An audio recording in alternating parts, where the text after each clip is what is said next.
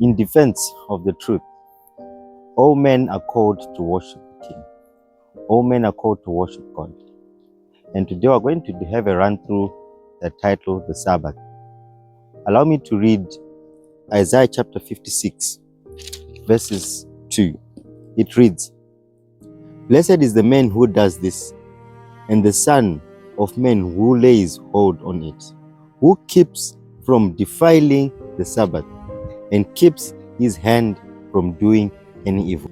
One of the most important commandments, if I may say, one of the most reiterated commandments in terms of the seal of God is the Sabbath. And all men are called to worship the Sabbath. We have this Sabbath that has been defiled by the papacy.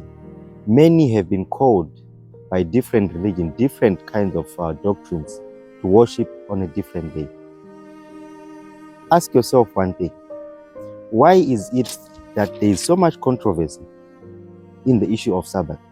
The devil is working tirelessly because he knows that in the last days, the Sabbath is going to be the seal that is going to be separating everyone from the real church of God. I'll read Exodus chapter 20, verse 8. It is actually the fourth commandment, which says, "Remember the Sabbath day to keep it holy." The Sabbath was kept by Adam in Eden, and in his fallen state, all the other patriarchs that followed henceforth, they kept the Sabbath.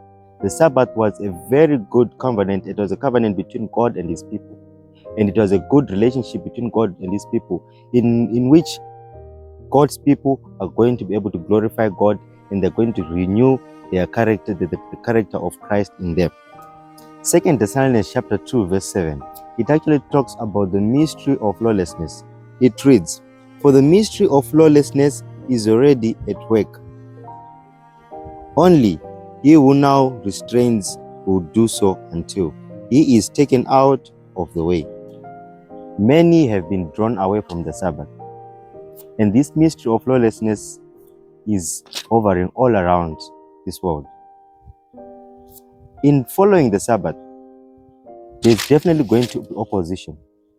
We have so many disciples and so many apostles who, when called upon to do God's work, they faced opposition. The children of Israel, it was not God's plan for the children of Israel to walk through the wilderness for 40 years. But because of their unfaithfulness, God allowed them to walk for 40 years in the wilderness. It is not God's ideal plan that Christ's coming will be delayed, but He's doing it for the sake of a repentant soul. I'm calling you this time that let us have this zeal to appreciate the Sabbath, where we connect with God.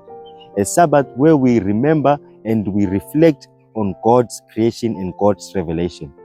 And lastly, the Sabbath is the seal of God, which is going to separate the followers of Christ and the followers of the devil. Which one do you choose? I call upon you, friends and family, that let us have this time to follow the precept of Christ by observing the Sabbath. Thank you.